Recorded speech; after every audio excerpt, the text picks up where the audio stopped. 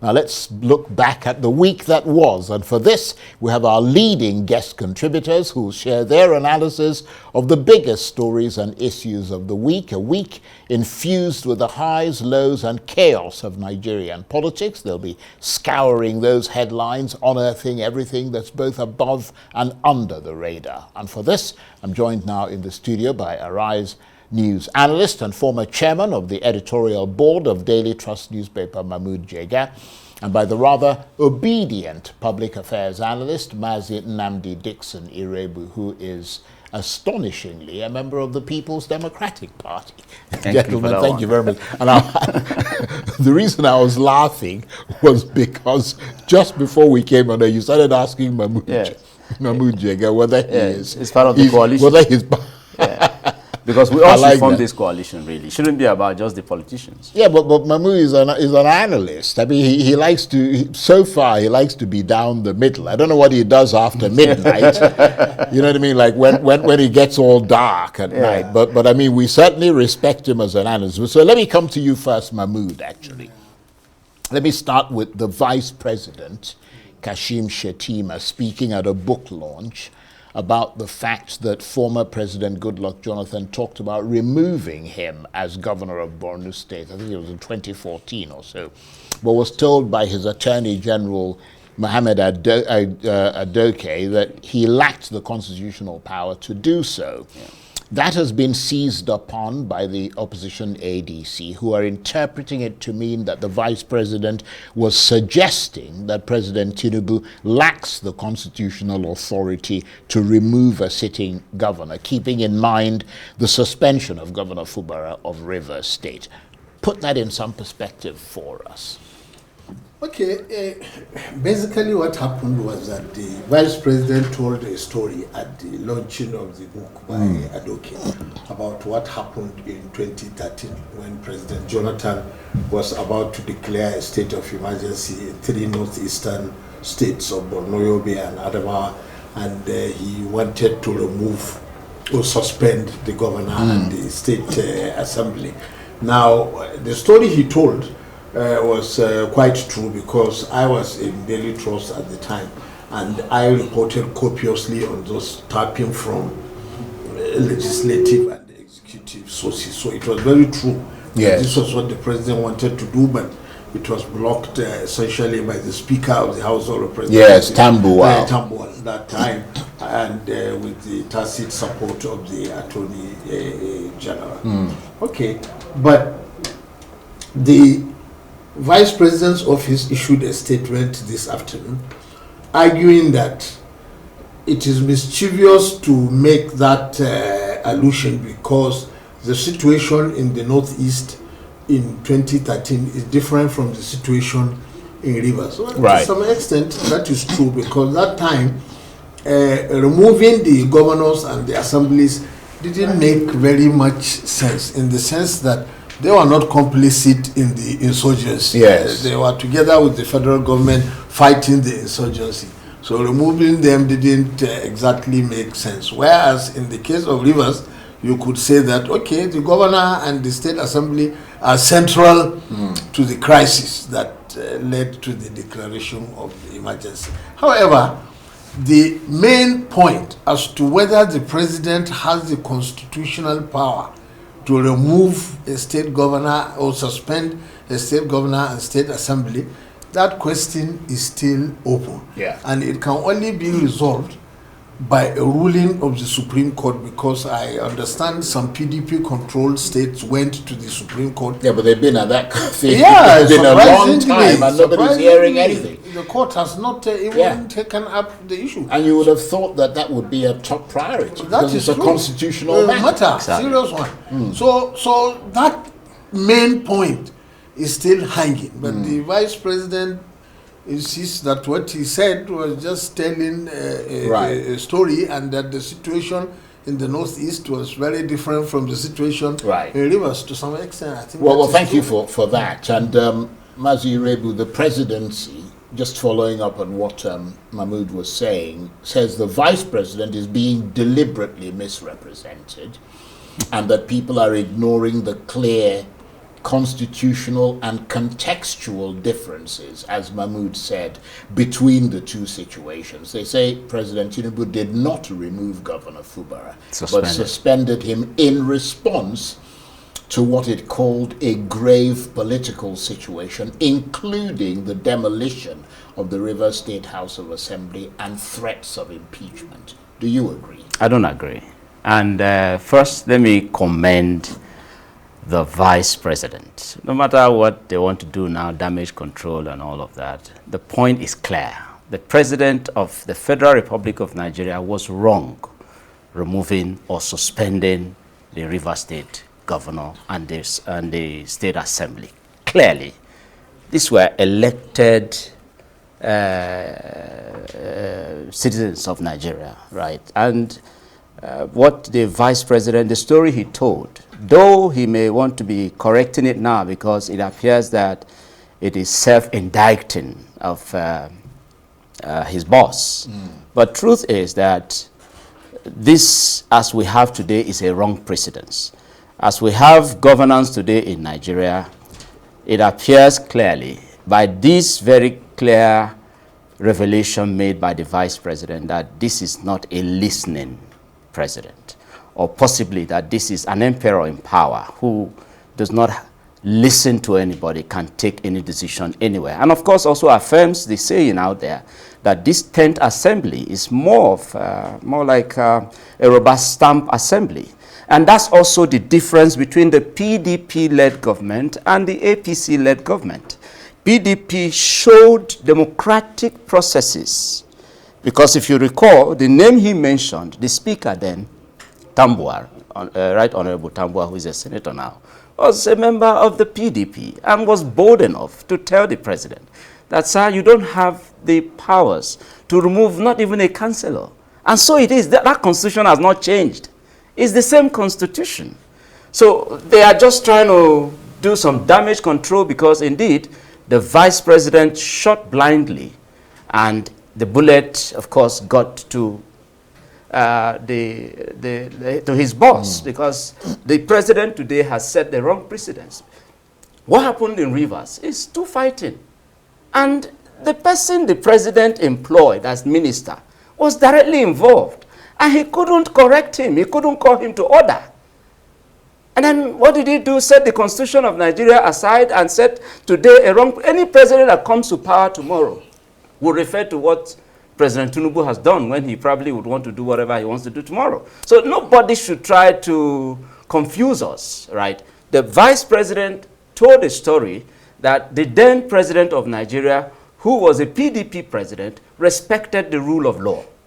But this president, who is his boss under the APC, has no respect for the rule of law. That's the difference. Right. Anybody can tell us any other story. Yeah. It doesn't really apply. I mean, we need to be clear. I think, as Mahmoud said, that there still needs to be a judicial pronouncement on the issue of suspension. I agree. He didn't remove we didn't need he to suspended him. Charles, so we're still waiting for that. I agree. We didn't need clarity. We didn't need that judicial angle when we have the checkmating arm, which is the legislative arm of government. If this was not a rubber stamp assembly, they would have stopped the president from doing what he did. We didn't need to go to the judiciary to get interpretation of the Constitution. It's clear.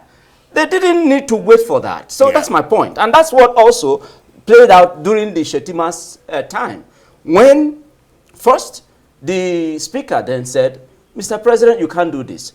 The president didn't stop there. He took it further to FEC. And at that meeting, the Attorney General of the Federation boldly told his boss, sir, you don't have such powers constitutionally. Right. Okay. And the president respected that. That's what the point is. Okay, well, but this president is completely the opposite. That's the point. You've made that point. I mean, Mahmoud, I'm not... I understand the vice president is, I mean, obviously his office has issued a statement. Some even said that he's traveled to go and meet President Tinubu and all that to kind of clarify the position, his position.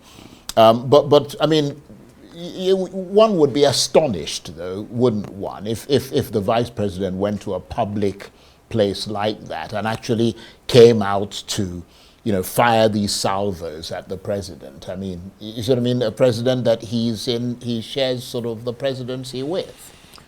Well, you are right, because really it played into the hands of the opposition very well. What I'm saying is that, is it more reasonable to think that maybe he put it the wrong way and didn't intend to do that? I think his statement made it clear that that was not his his intention. Yeah, that right. He thought he is attending the book launch of the former Attorney General, so he should better explain why he has some personal ties and gratitude, or some gratitude to the former Attorney General Bello Aduke. So he told those stories, but unfortunately, those stories played into the hands of critics who say, played into the hands of people like Mazi Dixon. Who's sitting there waiting to pounce. He clearly told a story that affirmed how wrong the president. Anyway, let Mahmood finish what he said. Yeah, well, yes, it was a good story, and it was a factual story, which I can personally attest to. Exactly. But the issue now is the link between, or the comparison between what happened then and what is the now. situation in Rivers.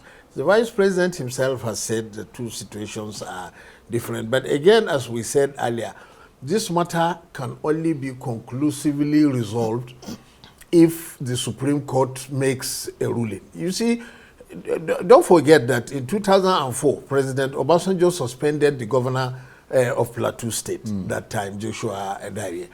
And the problem we still have is because Governor Darie did not go to court. Because if he had gone to court that time, it would have been interpreted. It would have been interpreted, and even the 2013 situation need not have arisen, because we would have known. And even now, it is really not understandable why the Supreme Court is not in a hurry to take up this matter and resolve it, because this kind of thing can happen again and again in future. So we should it's a critical constitutional matter. Yeah, honestly.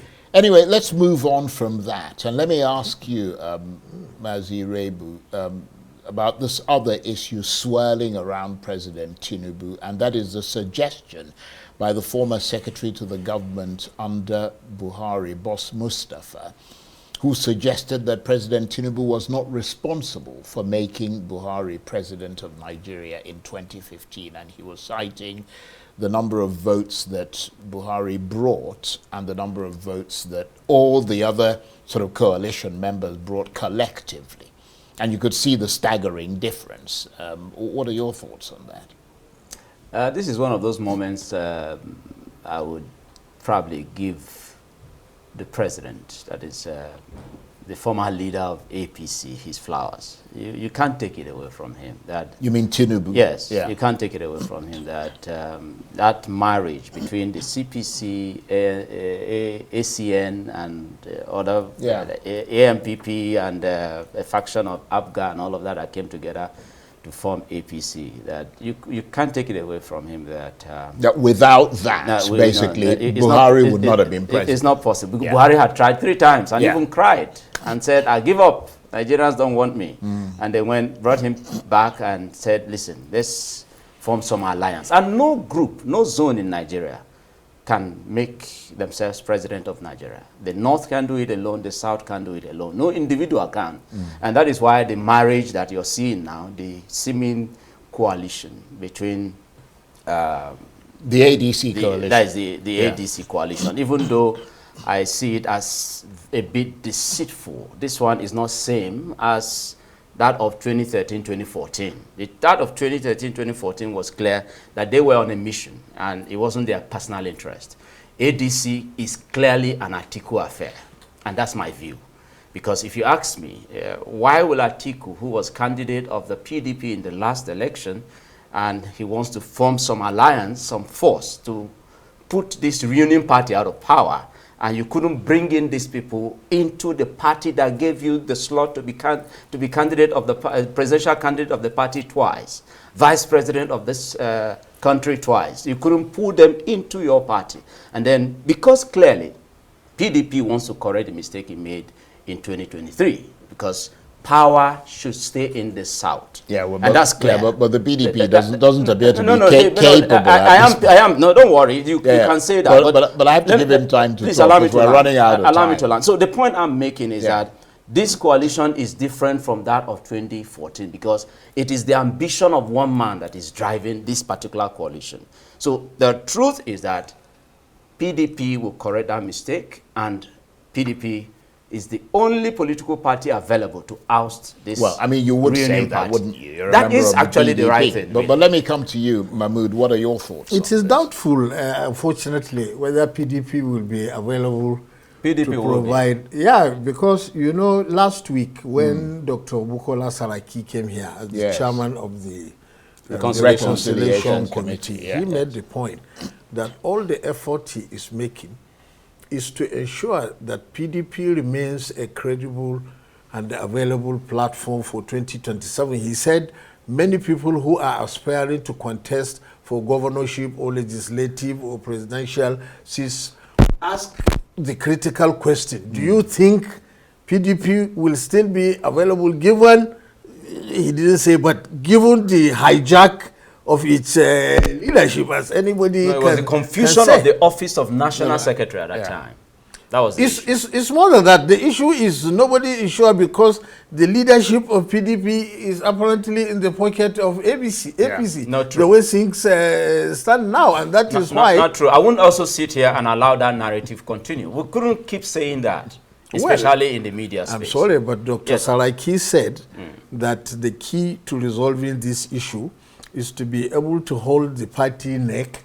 That's why they reinstalled the secretary, because the secretary has to sign the notice allowing the neck to hold, and then the convention, the neck will convene the convention, and hopefully, he didn't put it that way, but hopefully when they do the convention, they will be able to elect a new leadership which will break the yoke that, let's be frank, Minister Wike has around the neck of PDP. The shackles. At this time. The problem is Atiku Abubakar, not Minister Wike. And that is why I said to you that Alhaji Atiku Abubakar made the party derail in 2023 and has seen that indeed he doesn't have a place in the party going forward 2027. What do you make of what he's saying? I don't agree. I'm not a politician, unfortunately. But I don't agree. I think the reason why Atiku Abubakar and many of the other PDP leaders are going to form because they think the path through the PDP is blocked. And they feel that despite all the reconciliation effort, it may not succeed, or it may not succeed in enough time for them to prepare. Because you have to wonder why even Peter Obi, that you support, is a member of the ADC coalition. No, is he going there to support Atiku Abubakar? Definitely not. Definitely not. And this will be an opportunity for me to alert him. 30 seconds. Yes, this will be an opportunity for me to alert him that he should watch it. And of course, he has not left LP yet. He can't become president of Nigeria alone. And no group can. PDP can't do it alone. There's a need to form alliance. And let me predict that this coalition will crumble. And PDP will take the right step to, form an alliance with the Nigerian people to oust this reunion political party. On that note, I want to thank you very much indeed.